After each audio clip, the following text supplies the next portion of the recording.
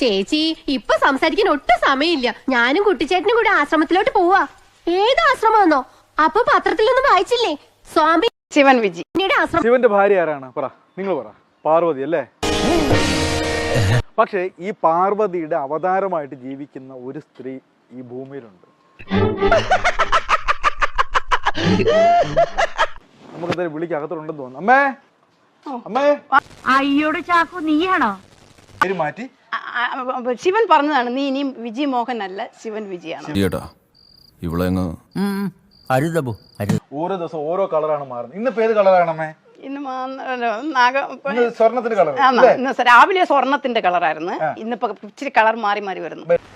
ഏതായാലും ഈ നിമിഷം മുതൽ നമുക്ക് എന്തും നേരിടാൻ തയ്യാറായിരിക്കാം. അല്ല, നീല വരും, കറുപ്പ് വരും, രൂപം മാറും. ഓരോ കീഴ്വഴക്കങ്ങളാവുമ്പോ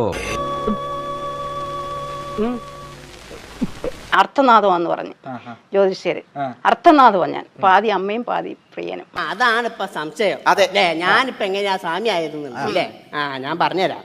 അത് എന്ന് പറഞ്ഞു കഴിഞ്ഞാല്, ഞാനൊരു ദിവസം രാത്രി ഇങ്ങനെ കിടന്നുറങ്ങ, പെട്ടെന്നൊരു അശരീരി ദേശീയ ദൈവം ഞങ്ങട്ട് ആവണമെന്ന്. ദേശീയ ദൈവം ഇന്ന് വീട്ടിൽ വന്ന് കിടക്കുമ്പം ഇടത് ഭാഗത്താണ് പാർവതി ഇരിക്കുന്നത്. ഈ വലത് കൈ കൊണ്ട് എന്നെ കോരിയെടുത്ത് വലത് ഭാഗത്ത് വെച്ച്.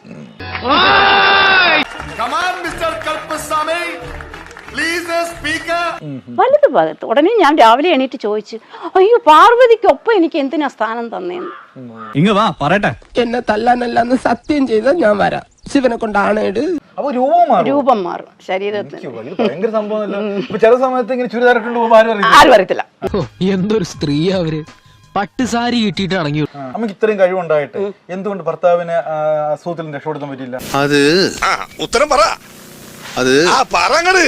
നീ ഇപ്പൊ ചോദിച്ചതേ ഒരു ആദ്യം ഊണ ആൻസറാ. മെയ് മാസം 2016 കാലൻ വരിക കയറും കൊണ്ട് ഞാൻ വെളുപ്പിന് പറന്നു പോയി കയറ് വാങ്ങി പിച്ചി ഇട്ടിട്ട് അപ്പച്ചിക്ക് ഫോൺ ചെയ്തു. ഞാനൊരൊറ്റ തള്ളല. ഇങ്ങനെ ഒരു ചെറിയൊരു സെറ്റപ്പ് ജീവിച്ചാൽ മതിയോ ശിവന്റെ ഭാര്യക്ക്? വലിയൊരു കൊട്ടാരത്തിൽ അങ്ങനെ ആക്കുമെന്നാ പറഞ്ഞേക്കുന്നു. എനിക്ക് നമ്മളിവിടെ ഭൂമിയിൽ രണ്ടുപേരും ഒന്നിച്ച് ജീവിച്ചതിന് നീ കൈലാസം പണിയണം. രാമദാസ മോനെ, നീ പറയുന്നത് നീ എത്ര പുളു വേണമെങ്കിലും അടിച്ചോ, പക്ഷെ കേൾക്കുന്നവർ കൂടി ദഹിക്കണം. എനിക്ക് വായി തോന്നുന്ന ഞാൻ പറയും. നൈറ്റായി സംഭവം. അന്നേരം എനിക്ക് പെട്ടെന്ന് മയക്കം വന്ന മാതിരി ആയി. അന്നേരം ഈ സൗണ്ട് ഞാൻ കേൾക്കുന്നു.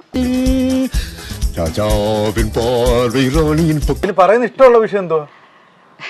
ബെഡ്റൂം രഹസ്യം ആർത്തും പറയുന്നു പറഞ്ഞു. അയ്യോ.